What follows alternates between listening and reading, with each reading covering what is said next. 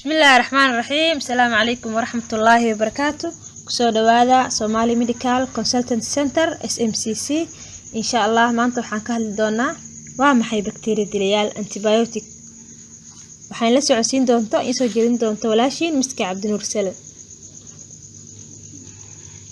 inkastoo ay erebixinada qalaad ee ku jira caafimaadka aysan lahayn turjumaad ama fasiraad, haddana waxa aan isku daynay in aan u sameeyno ereyga antibiotic macno.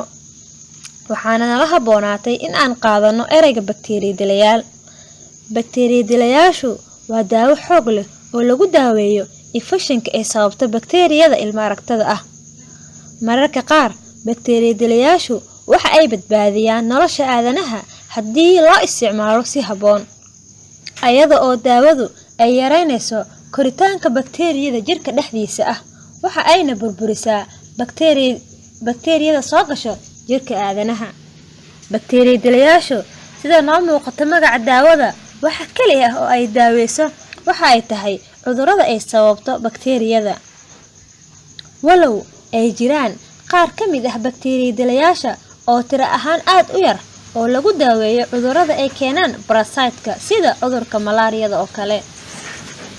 daawadii ugu horeysay oo bacteria dilayaasha ka mid ah waxa ay ahayd penicillin natum, waxaana hadda loo yaqaanaa penicillin.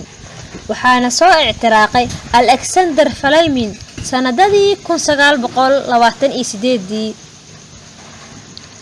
cudurrada ugu badan ee lagu daaweeyay bacteria dilayaasha waxaa ka mid ah kolbaario, dhaawac furan ee jirka soo gaaro, caabuqa ku dhaco qumanka, infekshanka raaca dhiigga, iyo infekshanka ku dhaco kaadi mareenka, maskax garaadka ku dhaca ilmaha dhasho oo loo yaqaano neonatal meningitis, xiiq dheerta, iyo sidoo kale waxaa ka mid ah caabuqa ku dhaco wadnaha, indhaha iyo dhagaha. jabtada ayaa ka mid ah cudurrada lagu daaweeyay bacteria dilayaasha ama antibiotiga. sidoo kale waxaa ka mid ah isfiilatada. waxaa kaloo ka mid ah finanka badan ee wajiga ka soo baxo, shubanka gaar ahaan carruurta yararka ah, iyo qof gubashada. halkan kuma soo koobi karo cudurrada ay daaweyso bacteria dilayaasha, balse waa tusaalooyin aan u soo qaadanay intaan. haddaba kaalay aan isla aragnay saameynta ay bacteria dilayaashu jirka aadanaha ay ku reebto. waxaa ka mid ah xasaasiyad, madax xanuun, matag iyo lalabo, murqo xanuun, shuban gaar ahaan carruurta yaryarka ah, jirka oo qofka cuncuno, qandho iyo cunxumo qofka ku dhacdo.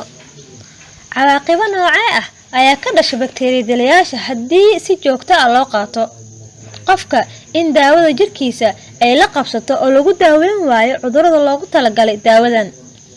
sidoo kale waxaa ka mid ah qofka oo shaqagab ay ku imaado xubnaha muhiimka u ah nolosha sida wadnaha, beerka iyo maskaxda, iyo qofka oo ay yaraato shaqada kaliyihiisa.